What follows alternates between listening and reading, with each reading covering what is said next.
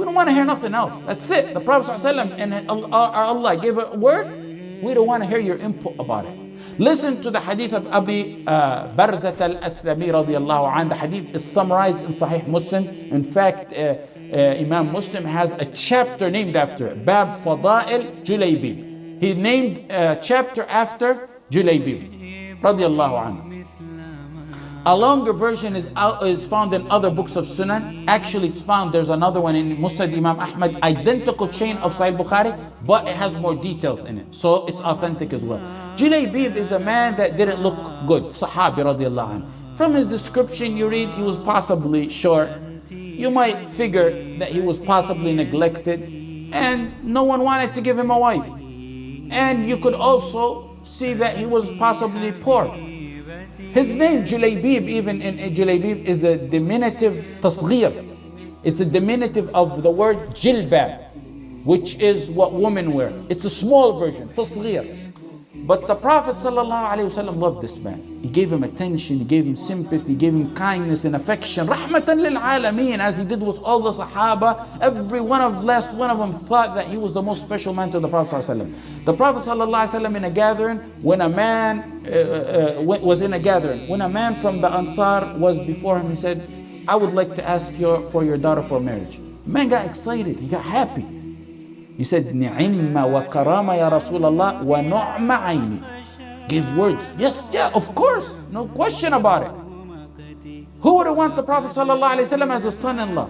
And his grandchildren's blood mixing with the blood of the Prophet, having the blood of the Prophet Muhammad ﷺ. He said, the Prophet said, but it's not for me. The man said, well, who is it for? He said, it's for Julaybib. Any one of Julaybib's characteristics that I mentioned is sufficient for some to reject him. Imagine all of them together combined in one man. At that point, you can see that this man hesitated. From the Ansar, he hesitated. You can possibly imagine his voice softening as he said, let me consult his mother. When he got to the mother, he said exactly what the Prophet told him. He said, the Prophet ﷺ is asking for your daughter in marriage. She said, Ni'imma wa nu'matu ayni. Who wouldn't want that? Then he broke her happiness and cheer with saying that, but what he doesn't want her for him, he wants her for Julaybib.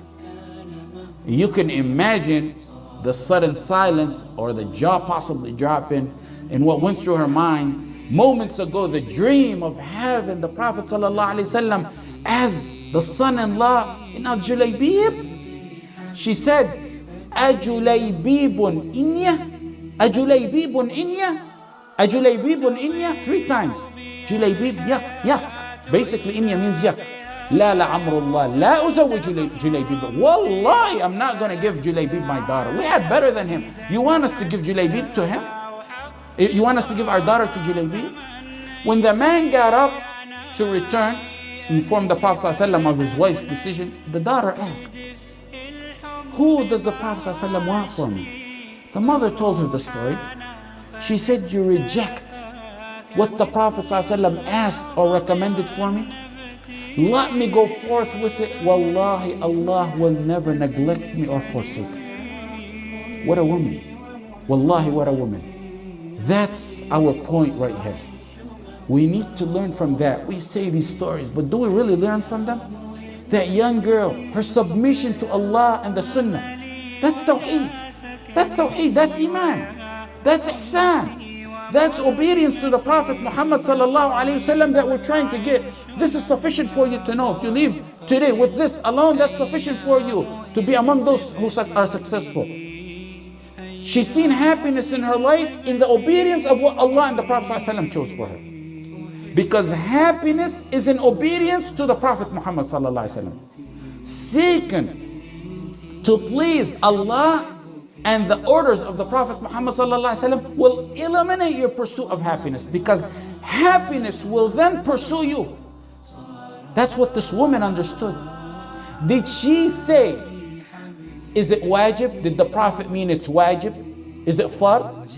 Is it obligatory for me, or is he just recommending it? Did she say, I don't find that in the Quran where he can force me to marry someone? Did she burst out laughing at her, that beautiful woman from a prestige family of the Ansar marrying Julaybib? Did she say that doesn't apply to me? Well, the Prophet ﷺ recommended and she accepted his recommendation. And the Prophet ﷺ died and his sunnah is still there for you to apply it just like that woman applied it. النبي أولى بالمؤمنين من أنفسهم. The Prophet ﷺ has precedent for the believers over your own selves. Over your own selves. What's the dowry?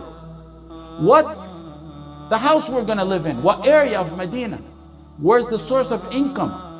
The Prophet ﷺ recommended this man to this girl, and that's all she needed to know. No other questions. It's as she's saying, Mom, I love you. Dad, I love you. But the word of the Prophet ﷺ is the only word I'll take over your word. The wise father returned to the Prophet ﷺ. He said, O Prophet, it's your decision. And the Prophet ﷺ married her to this woman. The days go by, newlyweds. The Prophet ﷺ goes to a battle. Do you think a partner of a woman in such status and obedience to Allah and the Prophet ﷺ, her partner, you think he's going to go and cry honeymoon? He's like her.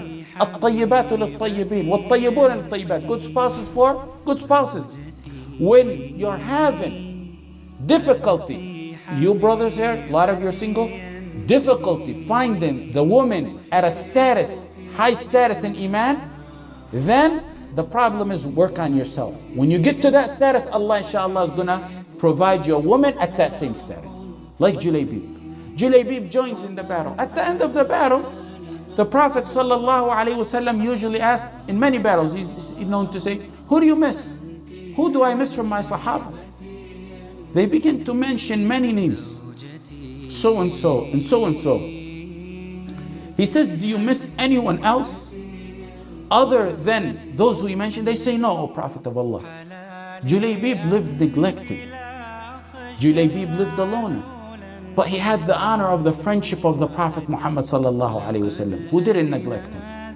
The Prophet sallallahu alaihi wasallam says, but I miss Julaybib. So immediately they remembered and went in pursuit of Julaybib. Then they find him near 7 that he had fought towards the end of the battle, and he fought them and he killed them and they killed him. So he killed 7 before meeting his end. And they told the Prophet, oh, he's over there. And they explained to him. He said, he killed 7 and they killed him. He is from me and I am from him. He is from me and I am from him. And he is from me and I am from him. The narrator of the hadith says the Prophet kept repeating either 2 or 3 times. The Prophet laid him in his forearms. Imagine that. As the Sahaba began to dig the grave, then he, the Prophet sallallahu alaihi wasallam, took him. The Prophet sallallahu alaihi wasallam took him and put him in the grave with his blessed hands himself. The neglected man, the man who had an incomplete name, the man who was looked down in society. Thabit said there was none from the Ansar whose financial status was like that woman who married Julaybib. She used to spend and spend as if she never fears poverty. And it's because the Prophet, when he heard what she said, he said, Allahumma subba alayha al-khayra sabba wa la taj'al aishaha kadda. Oh Allah, pour your blessings upon her and don't make her life hard. Oh Allah, pour your blessings on her and don't make her life hard. And it was later in some other narration said that there wasn't a man standing at the burial of Julaybib except that he wished he was Julaybib. Radiyallahu anhu wa ardah wa jama'ana wa iyyakum ma'ahu fil firdaus al-a'la.